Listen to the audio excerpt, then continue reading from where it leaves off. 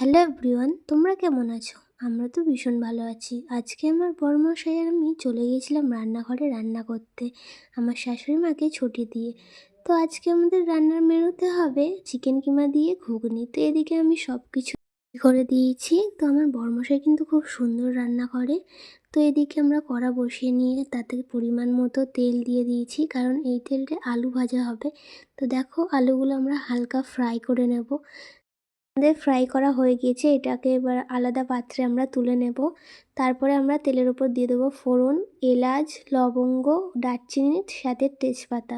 তারপরে পরিমাণ মতো পেঁয়াজ, পরিমাণ মতো টমেটো, এগুলোকে হালকা ভেজে নিলাম। তারপরে দিয়ে দিলাম সামান্য পরিমাণে হলুদ, পরিমাণ মতো নুন, সাথে সামান্য পরিমাণ কাশ্মীরি লঙ্কার গুঁড়ো। তারপরে দিয়ে দিলাম আদা রসুনের পেস্ট।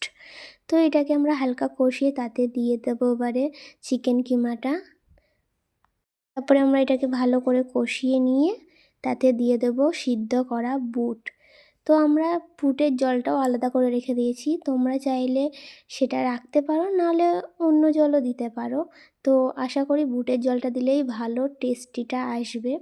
তো এদিকে আমাদের জলটা দেওয়া হয়ে গেলে গ্যাসটা হালকা আঁচে রেখে সেটাকে আমরা ফুটতে দেবো। তারপরে আমরা এর উপরে দিয়েছিলাম হালকা মিট মশলার গুঁড়ো এবং তার সাথে ধনেপাতা। তো আমার ভিডিও তোমাদের ভালো লেগে থাকলে প্লিজ আমাদের চ্যানেলটাকে সাবস্ক্রাইব করে আমাদের পাশে থেকো। তো বাই, দেখা হচ্ছে আবার নেক্সট ভিডিওতে।